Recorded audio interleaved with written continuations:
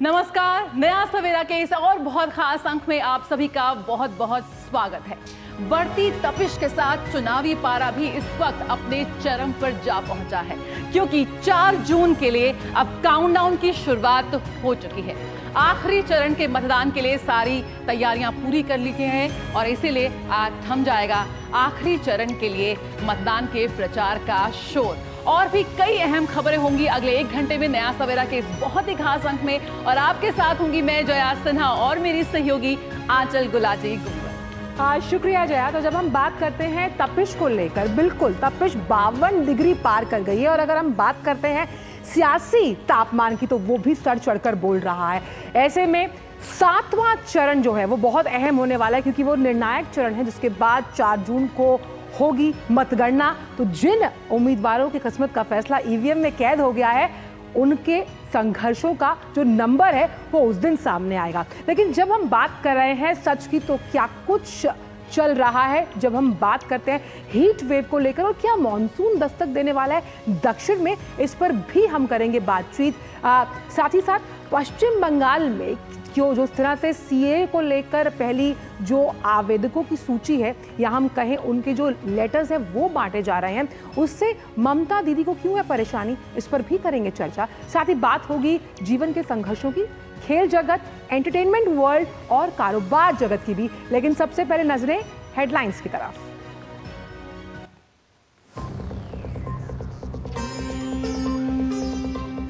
लोकसभा चुनाव के अंतिम चरण के लिए प्रचार का अंतिम दिन। आज पूरे दमखम के साथ प्रचार युद्ध में उतरेंगे सभी दलों के नेता। 1 जून को 8 राज्यों की 57 सीटों पर होगा मतदान।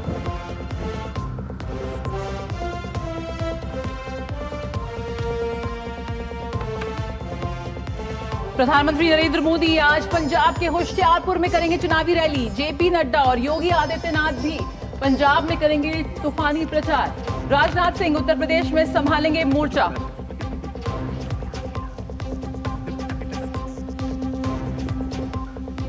प्रचार के अंतिम दिन झारखंड और ओडिशा में दमखम दिखाएंगे राहुल गांधी। वहीं हिमाचल के सोलन में प्रियंका करेंगी प्रचार।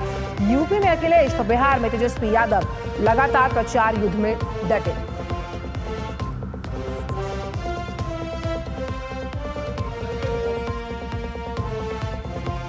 पश्चिम बंगाल में शुरू हुई सीए के तहत नागरिकता प्रमाण पत्र देने की प्रक्रिया।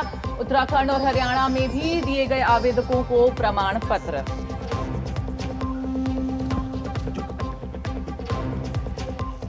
शराब नीति घोटाले के आरोपी मनीष सिसोदिया की न्यायिक हिरासत का आखिरी दिन। आरोप तय करने की आगे की बहस पर आज होगी विशेष अदालत में सुनवाई।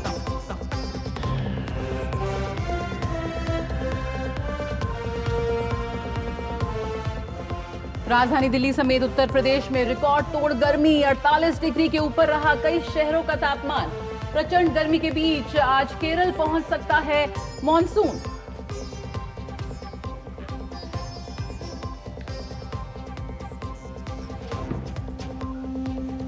रोहन बोपन्ना और वेरोनिका की जोड़ी फ्रेंच ओपन में करेगी अपने अभियान की शुरुआत।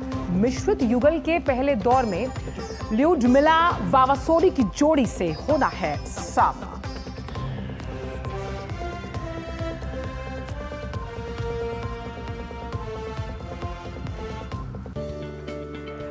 और खबरों में सबसे पहले बात करते हैं 24 की चुनौती से जुड़ी हुई।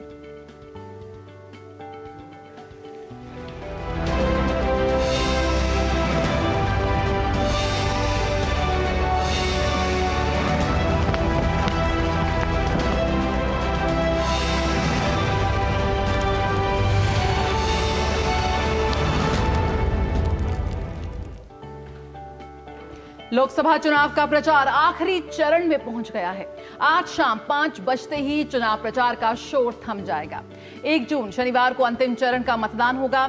इस दिन 8 राज्य और केंद्र शासित प्रदेश की 57 सीट पर वोटिंग होगी। इस चरण में वाराणसी से प्रधानमंत्री नरेंद्र मोदी, हमीरपुर से केंद्रीय मंत्री अनुराग सिंह ठाकुर और बिहार की पटना साहिब से बीजेपी के रविशंकर प्रसाद, गोरखपुर से रवि किशन, हिमाचल प्रदेश की मंडी सीट से बीजेपी प्रत्याशी कंगना रनौत, कांग्रेस से विक्रमादित्य सिंह मैदान में हैं। पश्चिम बंगाल में ममता बनर्जी के भतीजे अभिषेक बनर्जी की डायमंड हार्बर सीट पर दिलचस्प मुकाबला देखने को मिल रहा है। बिहार में लालू प्रसाद यादव की बेटी मीसा भारती की पाटलिपुत्र सीट से चुनावी रण में है। तो केंद्र में तीसरी बार मोदी सरकार बनाने के लिए बीजेपी ने अपनी पूरी ताकत लगा दी। आज जबकि आखिरी चरण का चुनावी प्रचार है, तो बीजेपी के दिग्गज आज पूरे जोश के साथ मैदान में नजर आने वाले हैं। बात करें खुद प्रधानमंत्री की, जो आज पंजाब में फतेह रैली करेंगे। यहाँ की होशियारपुर लोकसभा सीट पर अपने पार्टी के प्रत्याशी अनीता सोम प्रकाश के लिए प्रधानमंत्री प्रचार करने वाले हैं। 2019 की अगर बात करें तो बीजेपी ने भी यहाँ से जीत हासिल की थी।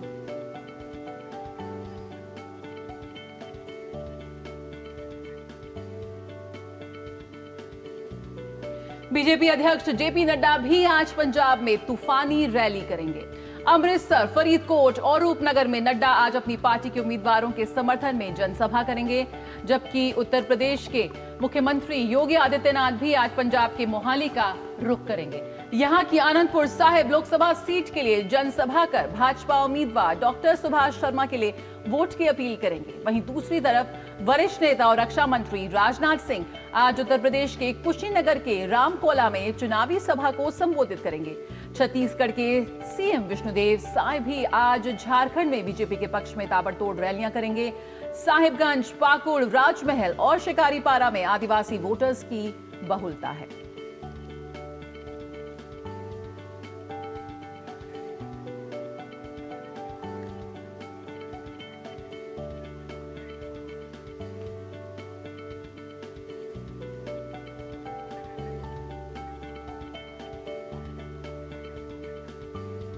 तो लोकसभा चुनाव के 7वें और अंतिम चरण के लिए विपक्षी पार्टियों ने चुनावी प्रचार में पूरी ताकत झोंकी है। कांग्रेस नेता प्रियंका गांधी आज हिमाचल प्रदेश के सोलन में पार्टी प्रत्याशी विनोद सुल्तानपुरी के समर्थन में रोड शो करेंगी। कांग्रेस नेता राहुल गांधी झारखंड के दुमका संसदीय क्षेत्र में विपक्षी गठबंधन के घटक दल जेएमएम के प्रत्याशी नलिन सोरेन के समर्थन में जनसभा करते हुए नजर आएंगे। साथ ही ओडिशा के बालासोर में भी रैली में संबोधन होना है और गठबंधन को भारी मतों से जीत दिलाने की जनता से अपील की जाएगी। वहीं उत्तर प्रदेश की बात की जाए तो सपा के अध्यक्ष अखिलेश यादव महाराजगंज में गठबंधन प्रत्याशी वीरेंद्र चौधरी के समर्थन में चुनावी रैली को संबोधित करेंगे। लोकसभा चुनाव के अंतिम चरण के तहत 1 जून को मतदान किया जाएगा, जबकि तेजस्वी यादव भी बिहार में आरजेडी के पक्ष में चुनावी प्रचार में व्यस्त हैं।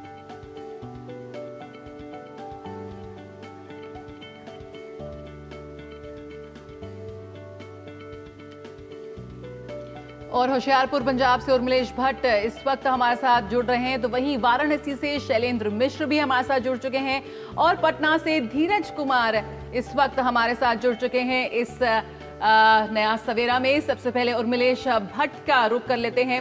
उर्मिलेश, सबसे पहले आपसे यही जानना चाहेंगे कि किस तरह से इस वक्त आखिरी चरण के मतदान की तैयारियां आप वहां देख रहे हैं? क्या कुछ वोटर्स का मूड है, उत्साह है, और साथ ही क्या कुछ कहते हैं चुनावी समीकरण? पंजाब में भी आखिरी चरण में जो है 7वां जो आखिरी चरण है इस लोकसभा 2024 का, इसमें मतदान होना है 1 जून को। तो लिहाजा आज इस जो चुनाव प्रचार है वो आज शाम को थम जाएगा। ऐसे में तमाम जो राजनीतिक दल हैं वो राजनीतिक दल उन्हें पूरा अपना जोर लगा रखा है। वहीं दूसरी तरफ अगर बात की जाए तो निर्वाचन आयोग भी जो है अपनी जो है पूरी तैयारी के साथ जो है तैयार है मतदान कराने के लिए। ऐसे में बात की जाए होशियारपुर की, तो होशियारपुर की ये सीट रिजर्व सीट है, जहां पर कि भारतीय जनता पार्टी, कांग्रेस, शिरोमणि अकाली दल, आम आदमी पार्टी सहित 16 लोग चुनावी मैदान में हैं। अगर बात इस सीट के पिछले जो है इतिहास की जाए तो 2014 और 2019 में ये सीट जो है भारतीय जनता पार्टी के खाते में गई थी। इस बार यहाँ से जो है भारतीय जनता पार्टी के जो उम्मीदवार हैं अनीता जो है वो चुनाव मैदान में हैं। ऐसे में देखा जा रहा है कि यहाँ पर कहीं ना कहीं एक त्रिकोणीय मुकाबला है। हालांकि जो यहाँ के होशियारपुर के जो मतदाता हैं 16,45,000, ये जो है 1 जून को तमाम जो उम्मीदवार हैं उनकी किस्मत का फैसला करेंगे और कहीं ना कहीं आपको, हमको और तमाम दर्शकों को जो है इसका पता 4 जून को चलेगा। आज जो है यहाँ पर प्रधानमंत्री आ रहे हैं स्वयं, और भारतीय जनता पार्टी की जो उम्मीदवार हैं अनीता, उनके जो है पक्ष में यहाँ पर जो है वोटरों से जो तमाम जो मतदाता हैं उनसे अपील करेंगे मतदान करने की। ऐसे में तमाम जो अन्य राजनीतिक दल भी हैं वो भी आज पूरी ताकत जो है आखिरी ताकत यहाँ पे झोंक रहे हैं। बात अगर यहाँ की मुद्दों की जाए तो यहाँ पर बिजली सहित और जो बिजली और उसके अलावा जो है तमाम जो अन्य समस्याएं हैं वो समस्या यहाँ पर है। साथ ही यहाँ पर अगर बात की जाए तो यहाँ पर कानून व्यवस्था की भी एक बड़ा मुद्दा उठाया जा रहा है विपक्ष के द्वारा।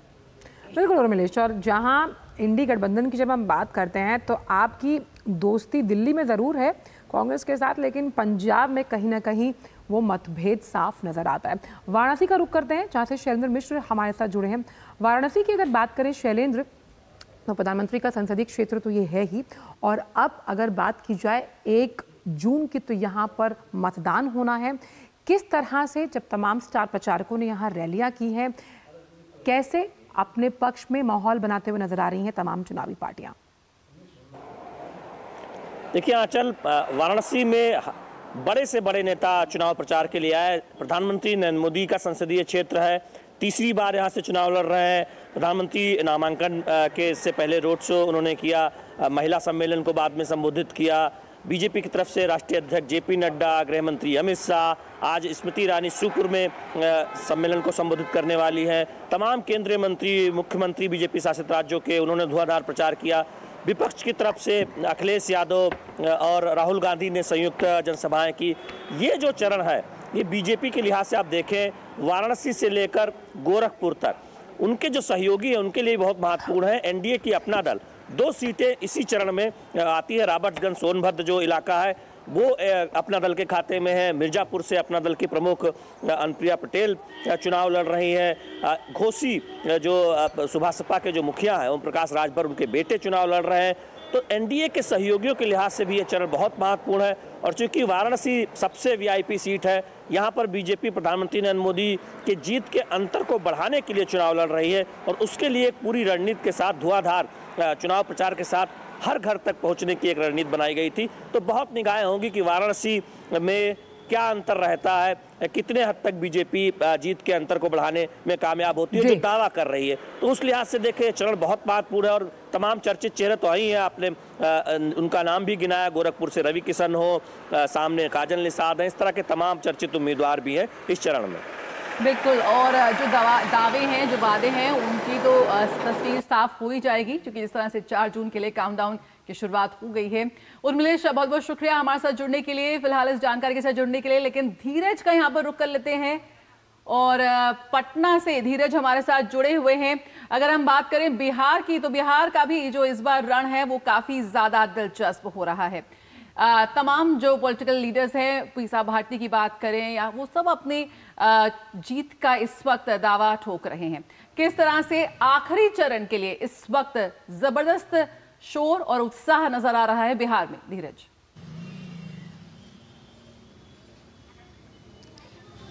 बिल्कुल आपने सही कहा, आखिरी चरण का चुनाव है। यहाँ 8 लोकसभा सीट पर मतदान हो रहे हैं और 8 लोकसभा सीट पर जानकारी के मुताबिक 134 उम्मीदवार मैदान में हैं और इसमें कई ऐसे उम्मीदवार हैं कि जिनकी किस्मत दांव पर लगी हुई है। अगर हम पाटलिपुत्रा की ही बात कर लें तो यहाँ से मीसा भारती तीसरी बार उम्मीदवार बनी है, जबकि उन्हें 2 बार हार का सामना करना पड़ा है।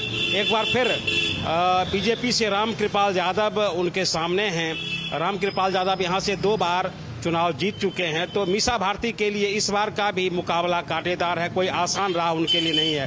हालांकि कड़ी धूप में मीसा भारती भी मैदान में उतरी हुई है। अगर हम दूसरे लोकसभा सीट की करें तो एक काराकाट लोकसभा सीट से है, जहां की उपेंद्र कुशवाहा की किस्मत भी इस बार दांव पर लगी हुई है। पिछले लोकसभा चुनाव में उन्हें हार का सामना करना पड़ा था। हालांकि पिछले लोकसभा चुनाव में उन्होंने एनडीए छोड़कर दूसरी पार्टी के साथ, विपक्षी पार्टियों के साथ हाथ मिला लिया था, लेकिन इस बार वो एनडीए के साथ हैं तो उनकी भी किस्मत दांव पर है और वहां का मुकाबला बताया जा रहा है कि काफी जोरदार है। वहां के निर्दलीय प्रत्याशी जो पवन सिंह हैं उनके लिए एक बड़ी मुसीबत खड़ी कर रहे हैं। अगर हम बक्सर लोकसभा सीट की बात कर लें तो वहां पे केंद्रीय मंत्री आरके सिंह हैं। आरके सिंह 2 बार चुनाव जीत चुके हैं, वहां से अब तीसरी बार मैदान में हैट्रिक के फिराक में है। तो ऐसा कहा जा रहा है कि उनके लिए जो इस बार का मुकाबला भी जोरदार है। उसके बाद एक जो प्रमुख सीटें हैं वो बक्सर की सीटें हैं। बक्सर की सीट अश्विनी चौबे की सीटें रही है। सॉरी, जो अश्विनी चौबे हैं वहां से 2 बार के सांसद रहे थे, केंद्र में मंत्री भी रहे थे, लेकिन इस बार अश्विनी चौबे का टिकट काटकर जो मिथिलेश तिवारी को टिकट दिया गया है। मिथिलेश तिवारी वहां नए चेहरे हैं। और दूसरी तरफ से आरजेडी के जो सुधाकर सिंह मैदान में है। सुधाकर सिंह नीतीश की सरकार में जब आरजेडी के साथ उनका गठबंधन था, उस सरकार में वो कृषि मंत्री थे और कृषि मंत्री से इस्तीफा देकर वो चुनाव मैदान में उतरे थे। तो दोनों उम्मीदवारों के लिए आसान नहीं है, क्योंकि पूरे चुनाव की अगर हम बात करें इस चरण की तो वो दाव पर होगी। आपके पास वापस आएंगे धीरज, लेकिन हमारे साथ वाराणसी से शैलेंद्र मिश्र जुड़े हुए हैं। शैलेंद्र, अगर हम बात करें कि प्रधानमंत्री की तमाम जहां ये रैलियां हुई हैं, आज भी अहम कार्यक्रम हैं, चुनावी जनसभाएं हैं, लेकिन सवाल मेरा यहाँ पर ये है कि मुलायम सिंह यादव के बाद सपा के लिए ये पहला चुनाव होगा जिसमें उन्होंने फिर से एक बार इंडी गठबंधन का हाथ थामा है, यानी कि हाथ को साइकिल का साथ मिला है। वहीं बसपा ने कई ऐसे जो तमाम सीटों की हम बात करें वहां पर अपने उम्मीदवार उतारकर चुनावी प्रक्रिया को और ज्यादा रोमांचक बना दिया। तो ऐसे में किस तरह से देखते हैं आप इस पूरे मुकाबले को, जब खुद प्रधानमंत्री के आज अहम कार्यक्रम है? देखिए, जहां तक समाजवादी पार्टी और कांग्रेस के गठबंधन का सवाल है तो ये पहली बार नहीं है कि राहुल गांधी और अखिलेश यादव ने हाथ मिलाया है। विधानसभा चुनाव में भी वो साथ थे, लेकिन बीजेपी को शानदार जीत हासिल हुई थी। पिछले लोकसभा चुनाव में बसपा और समाजवादी पार्टी साथ थी, लेकिन बीजेपी को 62 सीटों पर जीत हासिल हुई थी और सहयोगी 2 सीटों पर जीते थे, 64 सीटें मिली थी। तो गठबंधन के बावजूद, विपक्षी गठबंधन के बावजूद बीजेपी का प्रदर्शन आप देखें, 2014 के बाद से कोई भी चुनाव हो, 14 हो, 17 विधानसभा चुनाव हो, 19 लोकसभा चुनाव हो, 22 विधानसभा चुनाव हो, शानदार रहा है और मत प्रतिशत बीजेपी को बहुत शानदार हासिल होता रहा है, जो जीत को सुनिश्चित करता रहा है। वाराणसी में तो हमने देखा कि 14 और 19 में बीजेपी और प्रधानमंत्री नरेंद्र मोदी को मिलने वाला मत प्रतिशत और बढ़ गया था। यही वजह है कि बीजेपी बहुत कॉन्फिडेंट है और उसने नारा दिया कि 80 की 80 सीटें जीतती हैं। हालांकि चुनौतियां हैं, पूर्वांचल में तमाम सीटों पर यह कहा जा रहा है कि कड़ा मुकाबला है। इंडी गठबंधन विपक्ष के जो उम्मीदवार हैं समाजवादी पार्टी और कांग्रेस गठबंधन के, वो पूरी कोशिश कर रहे हैं। पूरा चुनाव प्रचार भी बहुत मेहनत से किया गया है। देखना होगा कि कितना साथ मिलता है किस दल को या किस गठबंधन को। लेकिन आप देखें, बीजेपी की जो रणनीति है पूर्वांचल में वो बहुत स्पष्ट है। सुभाषपा को वापस एनडीए के खेमे में लाए ओम प्रकाश राजभर की पार्टी, अपना दल पहले से ही सहयोगी है। संजय निषाद, गोरखपुर और उसके आसपास जो निषाद पार्टी का प्रभाव है वो संजय निषाद, प्रवीण निषाद साथ हैं। प्रवीण निषाद संत कबीर नगर से चुनाव लड़ रहे हैं। तो इस तरह से एक कम्बिनेशन बनाया है भारतीय जनता पार्टी ने, जिससे कि वो सुनिश्चित कर सके जो इस फेज के, जो अंतिम फेज के जो सीटें हैं उस पर जीत सुनिश्चित करने के लिए। तो अब देखना होगा कि कितना प्रभावी होता है, क्योंकि बीजेपी का जो ट्रैक रिकॉर्ड है 2014 से, वो एक भी चुनाव उत्तर प्रदेश में बीजेपी हारी नहीं है। 2 लोकसभा चुनाव जीत चुकी है, 2 विधानसभा चुनाव जीत चुकी है, 17 और 22 का, 14 और 19 का। तो इस लिहाज से बीजेपी ने अपने रणनीति को आगे बढ़ाने की कोशिश की है। समाजवादी पार्टी ने नए सिरे से एक तरह से कांग्रेस से गठबंधन करके कोशिश जरूर की है। जहां तक बसपा का सवाल है, बसपा अकेले चुनाव लड़ रही है।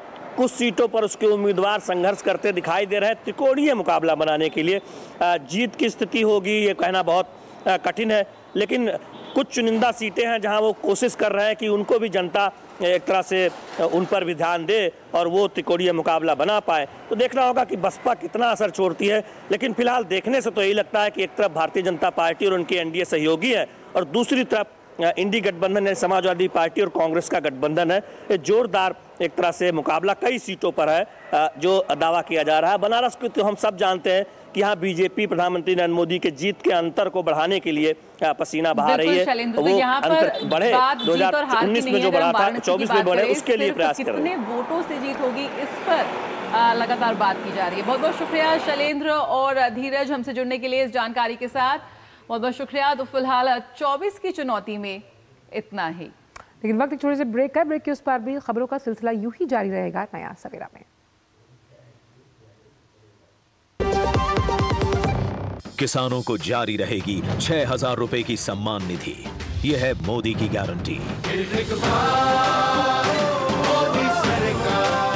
Delivery boy has picked your order. अरे भाई पता है भूख लगी है। 30 मिनट का मैसेज नोटिफिकेशन आया था ना। मैसेज के सारे थोड़ी बैठ सकते हैं। कल आपने कुछ शेयर्स बेचे थे ना? हाँ, तो चेक किया? मैसेज आया तो था। सिर्फ मैसेज काफी नहीं है। आप शेयर मार्केट में कोई भी ट्रांजैक्शन करते हैं ना, तो स्टॉक एक्सचेंज से आए एसएमएस या ईमेल को अपने डीमैट अकाउंट और बैंक स्टेटमेंट के साथ भी टैली कीजिए। बेटा भूख में ना दिमाग बंद हो जाता है। समझ कर इन्वेस्ट कर। बात जब पीढ़ियों के लिए बनने वाले घर की हो तो जिम्मेदारी बड़ी हो जाती है। गैलेंट समझता है ये जिम्मेदारी। अब डबल एम रिब्स के साथ गैलेंट एडवांस TMT रीबार, निर्माण का रियल हीरो। मैं क्या जी सब जानते हैं, जहां दिखे मारियो, अपना समझ के खा लियो। घुटना, कंधा या कमर, चाहे जैसा हो दर्द, डॉक्टर ऑर्थो आपको देता है दर्द से पूरी आजादी। ये कोई टेम्पररी पेन किलर नहीं, आयुर्वेदिक औषधि है। मैं कैप्टन होता ना, ओपन कराता। अब हर कोई ओपन करेगा तो मैच कौन क्लोज करेगा? तो भाई साहब अब कोई किसी की लाइफ में आग नहीं लगा पाएगा। समर कूल, जो हर दिल करे कबूल। स्वाद से सबको दीवाना कर दे, दीवाना कर दे। पता का चाय, गजब का स्वाद। मोदी जी जैसे ही एक बटन दबाते हैं तो बुजुर्गों की पेंशन सीधा उनके बैंक खातों में आ जाती है। वैसे ही जब आप वोटिंग के दिन कमल का बटन दबाएंगे तो वोट सीधा मोदी जी को जाएगा। इसीलिए कमल का बटन दबाएं और मोदी जी को तीसरी बार प्रधानमंत्री बनाएं। कमल का बटन दबाएं, भाजपा को जिताएं।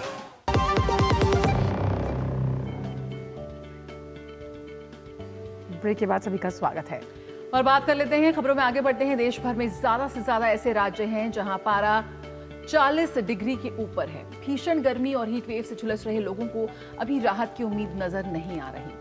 अलग अलग राज्यों के कई शहरों में पारा 40 से लेकर 50 डिग्री तक पहुंच गया है। उत्तर प्रदेश के प्रयागराज में कल यानी कि 29 मई को अधिकतम तापमान 48.8 डिग्री सेल्सियस दर्ज किया गया, जो देश में अब तक का सबसे अधिक तापमान है। यूपी के अन्य शहरों की बात करें तो फुर्सतगंज में तापमान 47.2 डिग्री सेल्सियस, सुल्तानपुर में 46 डिग्री और वाराणसी के बाबतपुर में 47.4 डिग्री सेल्सियस रिकॉर्ड किया गया।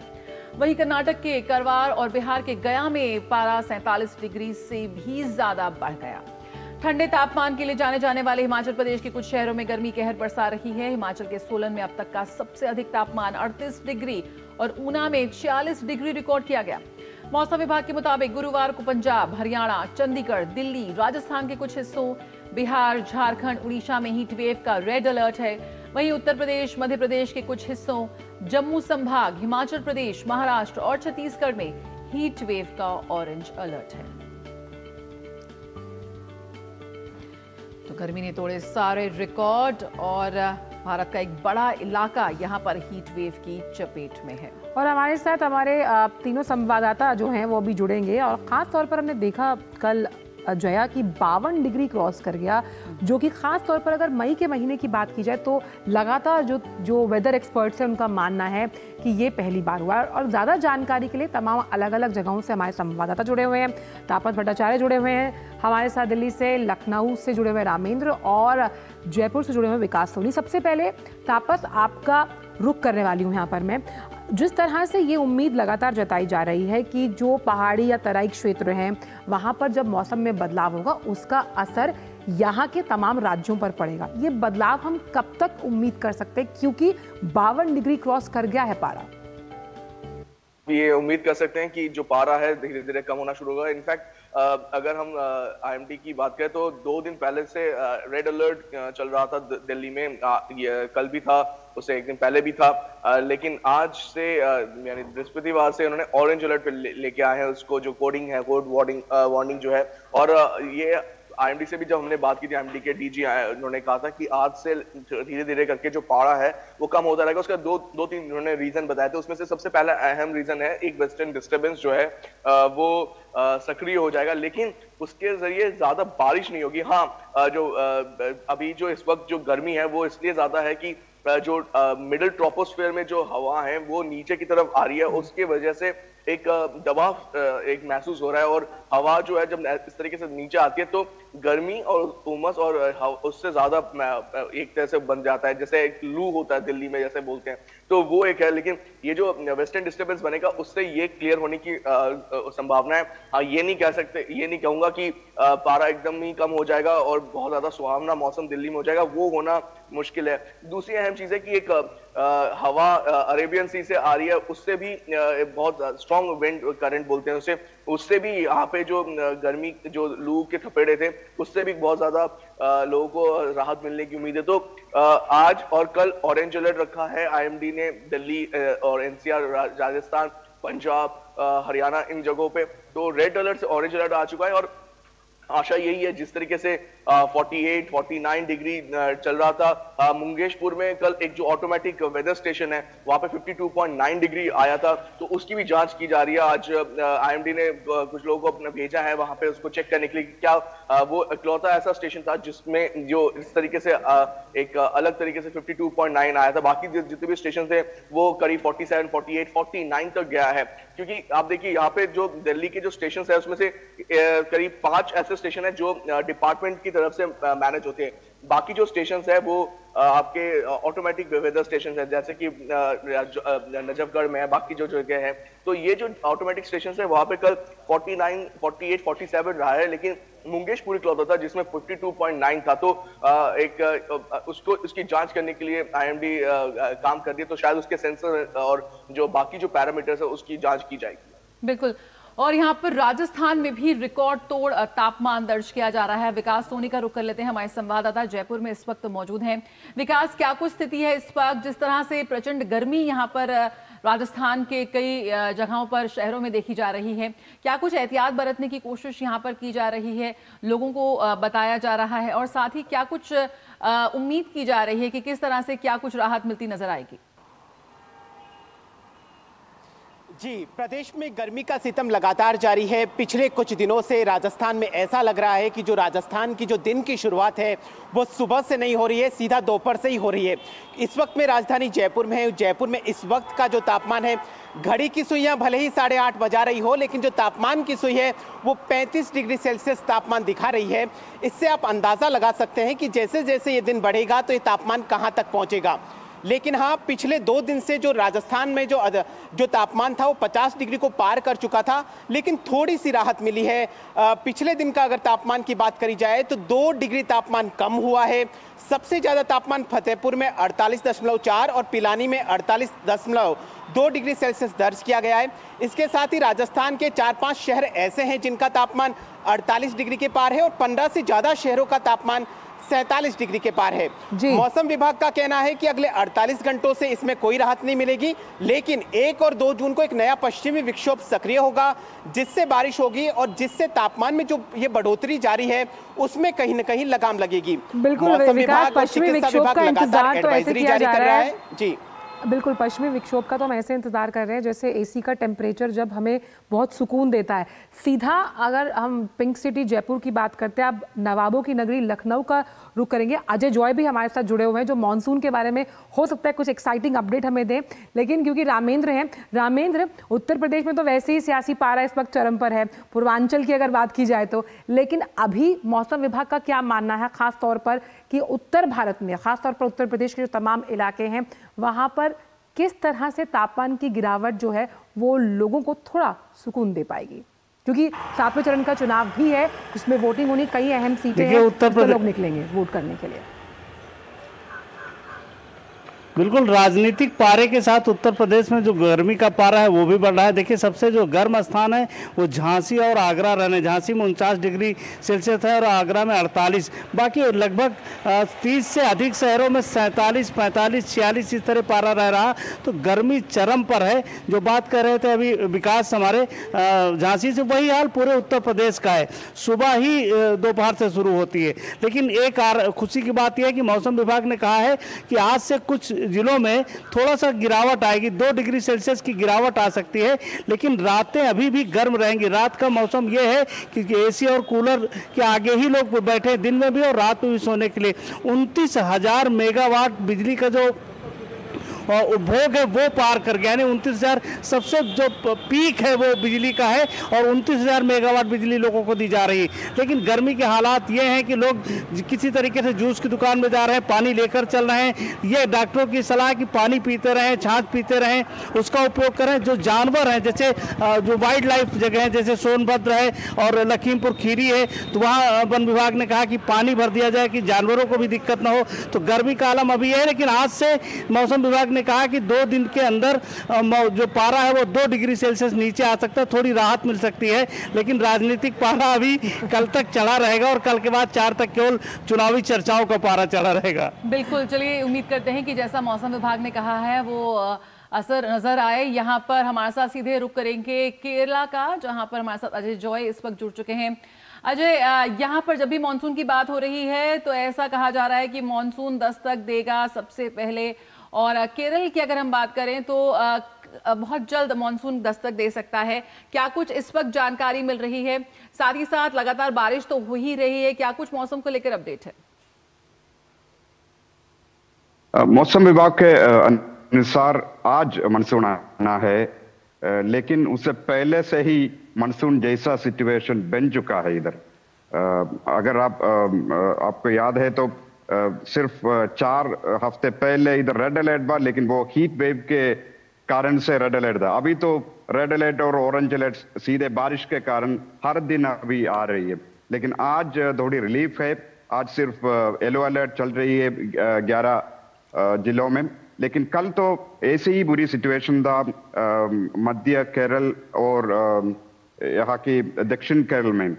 मध्य केरल में स्पेशली कोच्चि इलाके में बारिश तो इतना बड़ी से बारिश हुई कि 2 दिन में 48 आवर्स में करीब 350 mm rainfall. I mean almost like a cloud based happened day before yesterday, and कल भी हालत ऐसी ही था और सीवियर वाटर लॉगिंग, जल भराव की इश्यूज बिल्कुल वो अर्बन एरिया में बिल्कुल सामान्य जनजीवन को प्रभावित हुआ, और ट्रैफिक भी सारे ही प्रभावित हुआ।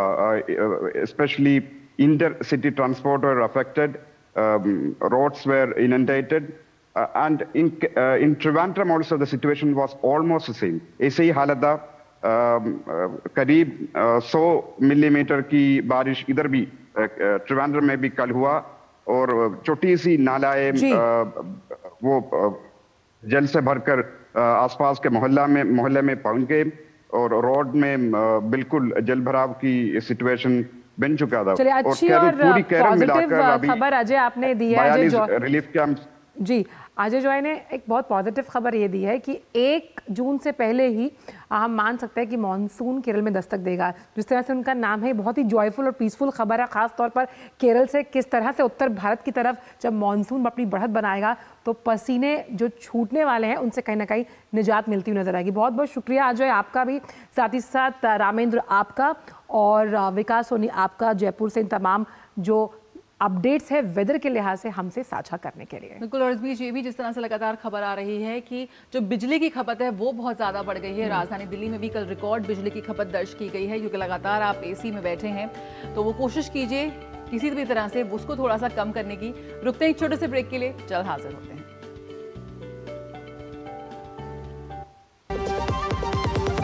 70 साल से अधिक आयु के सभी वरिष्ठ नागरिकों को 5 लाख रुपए का मुफ्त इलाज। ये है मोदी की guarantee.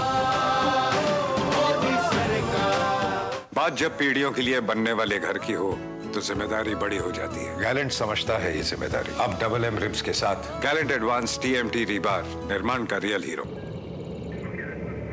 Curiosity can take you to some out of the world places. Took me to the moon today. Curious about this place? Scan this QR code before I take it off with my Seat tires.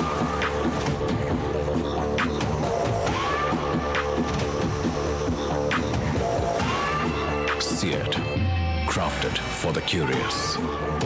तेरी होने वाली mother in law कुछ ज्यादा ही traditional है। Traditional लोग ज्यादा emotional होते हैं। तो भाई साहब, अब कोई किसी की लाइफ में आग नहीं लगा पाएगा। समर कूल, जो हर दिल करे कबूल। डॉक्टर ऑर्थो ऑयल के रेगुलर मसाज से जॉइंट हेल्थी रहते हैं। और अगर प्रॉब्लम बहुत पुरानी है तो डॉक्टर ऑर्थो कैप्सूल्स साथ लेना ना भूलें। अब दर्द भी घुटने टेकेगा। तुम्हें पता है इन्वेस्टर्स के लिए एक इन्वेस्टर प्रोटेक्शन फंड होता है IPF, लेकिन अगर तुम्हारा ट्रेड एक्सचेंज पर एग्जीक्यूट नहीं हुआ या फिर कोई गारंटीड रिटर्न्स वाली स्कीम है तो ये IPF आपकी मदद नहीं कर सकता है। और अगर आपका ब्रोकर ही डिफॉल्टर बन जाए तो फिर IPF आपको कॉम्पेंसेशन दिला सकता है। कहां से सीखा? NSE की साइट पर। सोच कर समझ कर इन्वेस्ट कर। Here, gravity and physics don't call the shots, and sound travels slower than you. This is a different kind of place. That's why we're looking for different kind of people, for whom excellence is not a job, but a way of being, be it in the sky or on the ground. We are looking for an invincible team of invincible people, people who are a cut above. Join the Indian Air Force to be a cut above. Modi ji जैसे एक योजना बनाते हैं तो मुफ्त ration आपके घर पहुंचता है।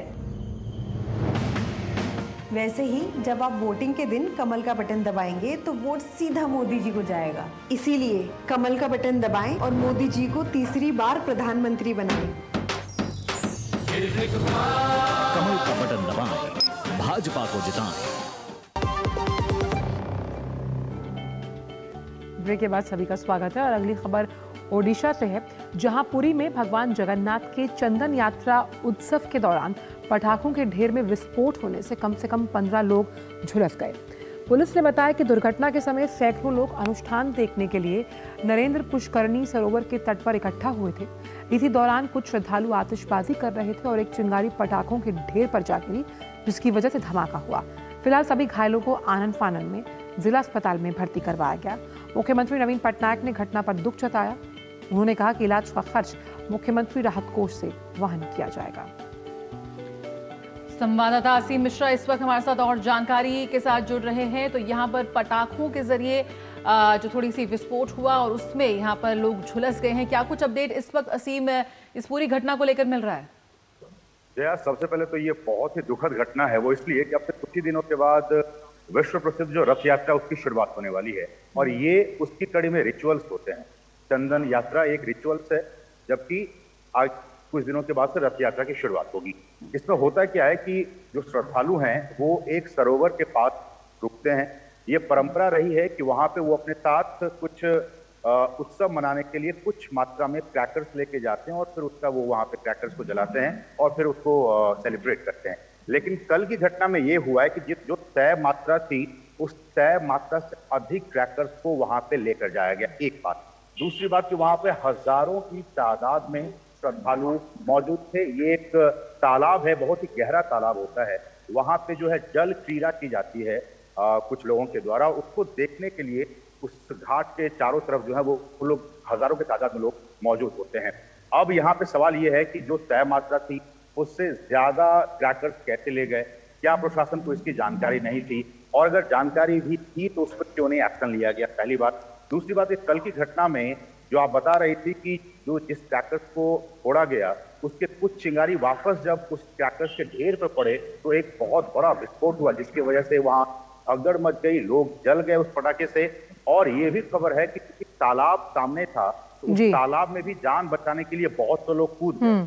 इसमें जानकारी ये नहीं मिल पा रही अभी तक प्रशासन को भी कि क्या डूबने से भी कुछ लोगों की मौत हुई है क्या, लेकिन ये स्पष्ट तौर पर है कि जरूर कुछ ना कुछ लोग उसमें गए हैं जिनकी डूबने से मृत्यु हो गई है। लेकिन इस पूरे मामले की जांच की जा रही है प्रशासन की तरफ से। सवालिया निशान नवीन सरकार पर ये कि आपने कैसे इतनी बड़ी मात्रा में क्रैकर्स को अलाउ होने दिया। इतनी बड़ी मात्रा में अगर लोग वहां मौजूद थे तो आपने जो भीड़ को काबू करने के नियंत्रण करने के लिए आपने क्या कुछ उपाय थे? ये सारी चीजें सवाल पूछे जा रहे हैं नवीन। बिल्कुल। और एक सवाल असीम ये भी है कि जिस बड़े पटाखों के ढेर में आग लगी, आखिरकार उसे हिदायतन सुरक्षित और संरक्षित जगह पर क्यों नहीं रखा गया? ये तो सवाल उठेगा ही नवीन पटनायक सरकार पर। लेकिन जो तमाम लोग जो झुलस गए हैं, जिनका आनन फानन में जिला अस्पताल में इस वक्त इलाज चल रहा है, उनकी हालत कैसी है? क्या उनमें से कई गंभीर अवस्था में है? और जो नहीं है, जो प्रत्यक्षदर्शी हैं, उनका क्या पूरा कहना है इस घटना को लेकर? देखिए, प्रत्यक्षदर्शी का आंचल साफ तौर पर यह कहना है कि ये एक बहुत बड़ी घटना हो गई। लोग इतना उम्मीद नहीं कर रहे थे कि ये जो जा रहे हैं उस कार्यक्रम को देखने के लिए उसमें इतनी बड़ी घटना हो जाएगी। जो प्रत्यक्षदर्शी वहां पे मौजूद थे और जो खबरें आ रही हैं उसमें ये कि जो आग क्रैकर्स में लगी उसके बाद से वहां आसपास जो लोग मौजूद थे वो बहुत बुरी तरह से झुलस गए। जैसे कि आपने कहा, 1 दर्जन से ज्यादा लोग बुरी तरह से झुलस गए। एक छोटा सा बच्चा, उसका हाथ तो बुरी तरह से जल चुका है, उसको कटक के जो जिला अस्पताल है उसमें भर्ती कराया गया है। बाकी जो झुलसे हुए लोग हैं उनका इलाज चल रहा है। कुछ लोगों को भुवनेश्वर एम्स में भी भर्ती कराया गया है। तो ये बहुत ही हृदय विदारक घटना, जिसमें कि कुछ युवा लोग मौजूद थे, बाकी लोग मौजूद थे, बच्चे मौजूद थे और इस तरह की ये घटना हो गई। अभी सभी का इलाज चल रहा है। क्रिटिकल कुछ लोगों की हालत जरूर है, लेकिन उन सभी का इलाज चल रहा है। लेकिन ओवरऑल यही एक क्वेश्चन मार्क जरूर क्रिएट होता है नवीन पटनायक की सरकार पे, पुलिस एडमिनिस्ट्रेशन पे, इतनी बड़ी तो लापरवाही यहाँ पर हुई है, नजरअंदाज किए गए हैं नियमों को। और चंदन यात्रा के दौरान ये हादसा हुआ है। कई लोग इस वक्त गंभीर रूप से घायल हैं और जद्दोजहद कर रहे हैं इस वक्त अस्पताल में। असीम, आपसे आगे भी लगातार अपडेट लेते रहेंगे इस पूरी घटना को लेकर। यहाँ पर आपको बता दें कि उड़ीसा में ये दुर्घटना हुई है और चंदन यात्रा के दौरान पटाखों के ढेर में विस्फोट हुआ, जिसकी वजह से कई लोग उसकी चपेट में आ गए। बिल्कुल, तो लापरवाही से कई लोग झुलस गए। लेकिन अब रुक करते हैं हिमाचल प्रदेश का, सीधा उड़ीसा के बाद, जहां इन दिनों बढ़ती गर्मी की वजह से जो जंगल हैं वो धधक रहे हैं। गर्मियों की शुरुआत के बाद से इस बार राज्य में जंगलों में आग लगने की 1000 से अधिक घटनाएं सामने आ चुकी हैं। शिमला, सोलन, बिलासपुर, मंडी, कांगड़ा जिलों में बार बार आग लगने की घटनाएं देखी जा रही हैं। बुधवार को हिमाचल प्रदेश में जंगलों में आग लगने की 25 घटनाएं सामने आई, जिसमें करीब 3 करोड़ रुपए की संपत्ति का नुकसान हुआ है।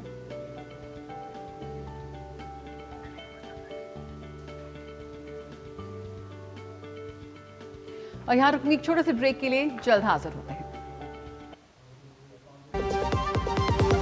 3 करोड़ बहनों को लखपति दीदी बनाएंगे, ये है मोदी की guarantee.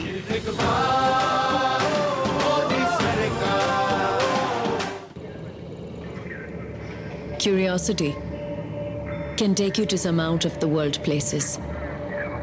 Took me to the moon today. Curious about this place? Scan this QR code before I take it off with my Seat tires.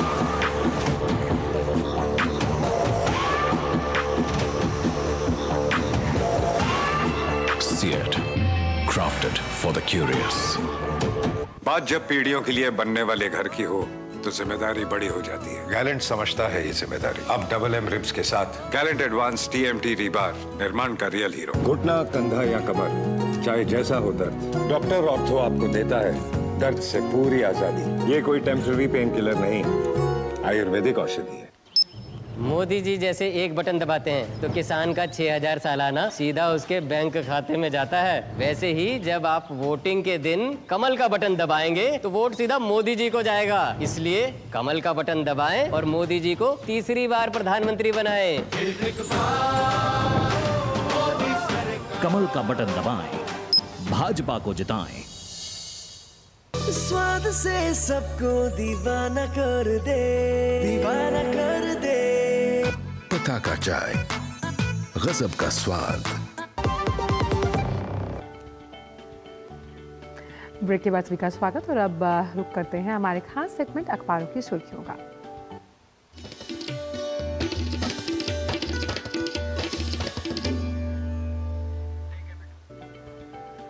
तो संध्या हमारे साथ जुड़ चुकी हैं। गुड मॉर्निंग संध्या, क्या कुछ खास है आज अखबारों के सुर्खियों में?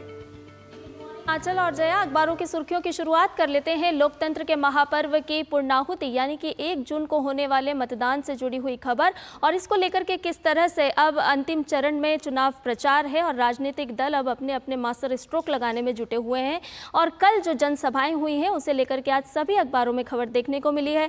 जनसत्ता अखबार ने लिखा है, प्रधानमंत्री नरेंद्र मोदी की जनसभा को कोट करते हुए जो उन्होंने बात कही कि बंगाल में घुसपैठ के कारण बदल रहा है जनसंख्या का संतुलन। प्रधानमंत्री नरेंद्र मोदी ने ये बात पश्चिम बंगाल में कही और इस खबर को आज प्रकाशित किया गया है। वहीं दूसरी तरफ कांग्रेस अध्यक्ष ने कहा कि भाजपा सत्ता में लौटी तो संविधान खतरे में पड़ जाएगा। तो इस खबर को आज प्रमुखता से लिया गया है। इसके अलावा बात कर लेते हैं गूगल ट्रेंड की, जो आज हिंदुस्तान अखबार ने लिया है और बताया है कि किस तरह से प्रधानमंत्री नरेंद्र मोदी गूगल ट्रेंड में भी सबसे आगे हैं। और नेताओं के इस स्कोर पर अगर नजर डालें तो 28 मई 2023 यानी कि पिछले साल की बात करें तो ये स्कोर 46 था, जो कि प्रधानमंत्री का इस साल 25 मई 2024 तक का जो स्कोर है वो 90 पर पहुंच चुका है। तो इस खबर को आज हिंदुस्तान अखबार ने लिया है। इसके अलावा बात कर लेते हैं रुद्रम 2 की। जी हां, रुद्रम 2 मिसाइल का सफल परीक्षण किया गया और इस खबर को आज एजेंसी के माध्यम से सभी अखबारों ने लिया है और प्रकाशित किया है। आपको बता दें कि हवा से सतह पर मार करने वाली ये मिसाइल है जो दुश्मनों के छक्के छुड़ाएगी। और अगली खबर की बात कर लेते हैं जो कि स्वास्थ्य से जुड़ी हुई है। दरअसल हेल्थ इंश्योरेंस को लेकर के एक राहत भरी खबर सामने आई है। आपको बता दें कि बीमा नियामक जो है उसने नियमों में बदलाव करते हुए 31 जुलाई से ये बदले हुए नियम लागू करने की बात कही है। इससे फ़ायदा ये होगा कि अब 3 घंटे के अंदर कैशलेस क्लेम का सेटलमेंट हो जाएगा। ये एक केस स्टडी भी आज नवभारत टाइम्स अखबार ने ली है और बताया है कि किस तरह से मरीजों को अगर कैशलेस सेटलमेंट में टाइम लगता है तो उनका बिल बढ़ जाता है, ये बताया गया है और इसको लेकर के नियमों में बदलाव लिया गया है। इसके अलावा एक और खबर आज नवभारत टाइम्स अखबार ने स्वास्थ्य से जुड़ी हुई ली है और बताया कि एक्सपर्ट कमेटी की राय है कि पैक्ड फूड में शुगर की मात्रा तय होनी चाहिए। ये जो समिति है ये Indian council of medical research और नेशनल इंस्टीट्यूट ऑफ न्यूट्रिशन दोनों ने मिलकर के ये कहा है कि फूड में शुगर की मात्रा तय होनी चाहिए। आपको बता दें कि ज़्यादा नमक या चीनी वाले जैम, केक, अचार सेहत के लिए खतरनाक होते हैं, ये डॉक्टर्स का भी कहना है। और चलते चलते बात कर लेते हैं टेली मार्केटिंग और मोबाइल से जुड़ी हुई खबर की। दरअसल मोबाइल फ़ोन से टेली मार्केटिंग मैसेज अगर किया जाता है तो अब कनेक्शन कट जाएगा, ये दूरसंचार विभाग ने कहा है। आपको पता होगा कि सामान्य नंबरों के अलावा अगर आप अपने किसी भी उत्पाद का प्रचार करते हैं या मोबाइल के माध्यम से मैसेज भेजते हैं तो वो गलत होता है, वो नियमों के विरुद्ध होता है। 180 या 140 की जो सीरीज़ है उसी के माध्यम से आप टेली मार्केटिंग कर सकते हैं और अगर आप इन नियमों का पालन नहीं करते हैं तो आप अगर सामान्य नंबर से टेली मार्केटिंग करेंगे तो आपका नंबर ब्लैक लिस्टेड कर दिया जाएगा। और अगर आपके साथ यानी कि उपभोक्ताओं के साथ ऐसा होता है तो आप 1909 पर शिकायत दर्ज करा सकते हैं। तो आज के अखबारों में अलग अलग क्षेत्रों से जुड़ी हुई ये है खास और अहम खबरें और बहुत सी ऐसी खबरें जब आप लेकर आती हैं संध्या। आखिरी खबर बहुत काम की क्योंकि कई लोग परेशान होते हैं इस तरह के अनचाहे टेलीकॉल से, तो उनके लिए अच्छी खबर है कि वो इस नंबर पर कॉल करके ये जानकारी दे सकते हैं। बहुत बहुत शुक्रिया संध्या इन तमाम खबरों को हम तक समेट कर लाने के लिए। और फिलहाल यहाँ पे रुके एक छोटे से ब्रेक के लिए, आप बने रहिए नया सवेरा के साथ। किसान के खाते में सीधे 6,000, मोदी की गारंटी।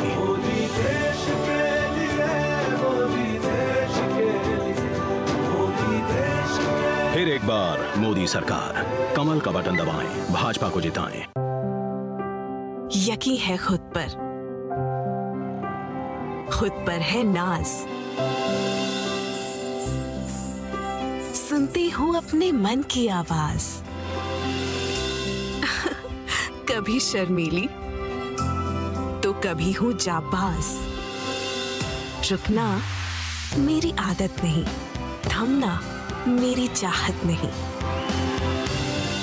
मैं हूँ नारी, यही मेरा अंदाज, हर जिम्मेदारी मैं बखूबी निभाती हूँ, वोट दे प्राउड वोटर कहलाऊंगी, पूरे देश संग चुनाव का पर्व मनाऊंगी। शुक्ला बता रहा था आपके बाबूजी ने जायदाद का कुछ हिस्सा नौकर के नाम कर दिया। अब नौकर हर काम अपना घर समझ के करेगा। समर कूल, जो हर दिल करे कबूल। Curiosity can take you to some out of the world places. Took me to the moon today. Curious about this place?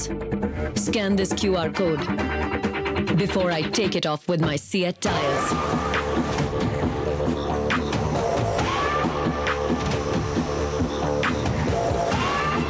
Seat, crafted for the curious.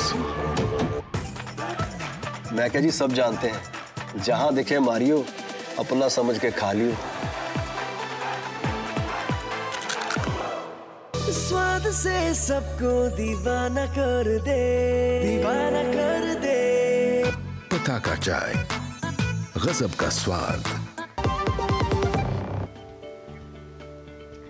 Break के बाद सभी का स्वागत और अब रुक करते हैं हमारे खास सेगमेंट। बात करते हैं कारोबार जगत की, लेकिन फटाफट अंदाज में।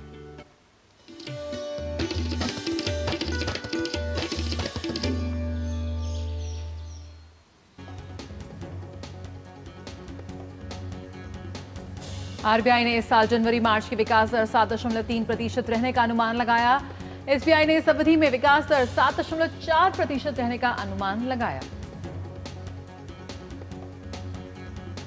आरबीआई ने खुदरा निवेशकों समेत अन्य के लिए चीजों को सुगम बनाने के तहत मोबाइल ऐप जारी किया। मोबाइल ऐप के जरिए खुदरा निवेशक अब अपने स्मार्टफोन पर मोबाइल ऐप का उपयोग कर सरकारी सिक्योरिटीज की खरीद और बिक्री कर सकते हैं। फिनटेक उद्योग के लिए क्रांतिकारी कदम। आरबीआई के मोबाइल ऐप को एंड्रॉयड उपयोगकर्ताओं के लिए प्ले स्टोर और आईओएस उपयोगकर्ताओं के लिए ऐप स्टोर से डाउनलोड किया जा सकता है। अदानी समूह नहीं खरीदेगा पेटीएम की पेरेंट कंपनी 197 में कोई हिस्सेदारी। कंपनी ने आधिकारिक बयान में ऐसी सभी तमाम रिपोर्ट्स को बताया गलत। और आइए देखते हैं खबरें खेल जगत से। Sports rap.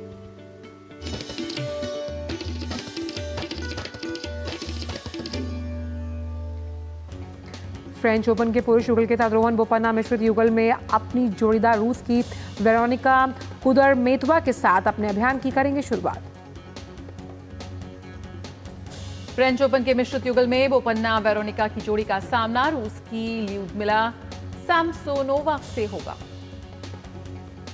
भारतीय badminton star H S Prannoy आज सिंगापुर ओपन बैडमिंटन टूर्नामेंट के प्री क्वार्टर फाइनल का खेलेंगे मुकाबला। प्रतियोगिता के पुरुष एकल में प्रणॉय का सामना जापान के कैंटा निशिमोटा के साथ। भारत की महिला badminton star PV Sindhu Singapore badminton open के अंतिम 16 में स्पेन की कैरोलिना मरीन से भिड़ेंगी। सर्बिया के स्टार टेनिस खिलाड़ी नोवाक जोकोविच ने फ्रेंच ओपन में अपने अभियान की शुरुआत जीत से की। पहले दौर में जोकोविच ने फ्रांस के हर्बर्ट को हराया।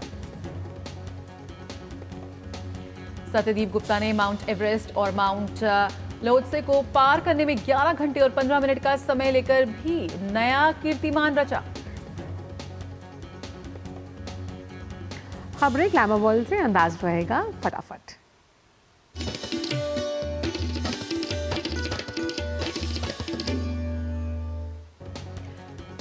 आमिर खान के बेटे जुनैद की डेब्यू फिल्म महाराज 14 जून को ओटीटी पर होगी रिलीज। जुनैद की पहली फिल्म का पहला लुक पोस्टर हुआ रिलीज। इस पीरियड ड्रामा फिल्म में जयदीप अहलावत भी अहम रोल में। इस फिल्म में जुनैद ने जर्नलिस्ट करसनदास मुलजी का किरदार निभाया है।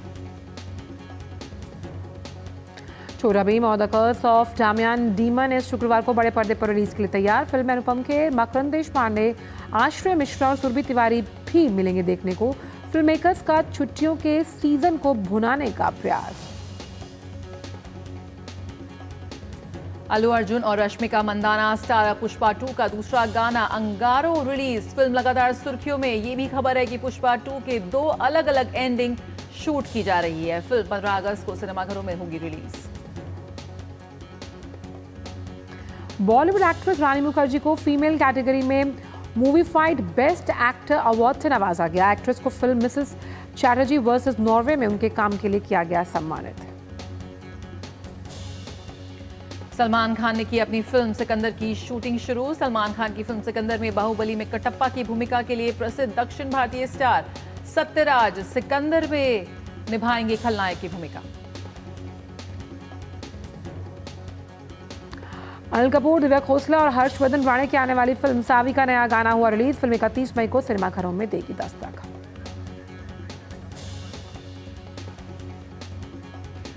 और आइए अब बात कर लेते हैं मौसम की। देखते हैं विभिन्न शहरों का तापमान क्या है।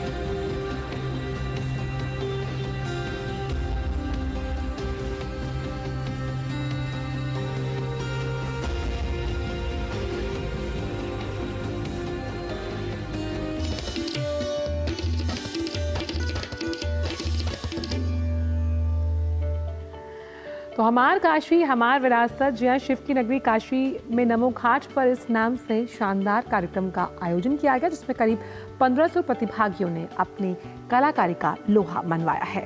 बिल्कुल, और देश भर से इसमें नर्तक, संगीतकार, कुम्हार और मूर्तिकार शामिल हुए। तो आइए आप नया सवेरा से आज यहीं आपसे विदा लेते हैं, लेकिन जाने से पहले आपको छोड़ जाते हैं इन झलकियों के साथ। हमें दीजिए इजाजत। नमस्कार।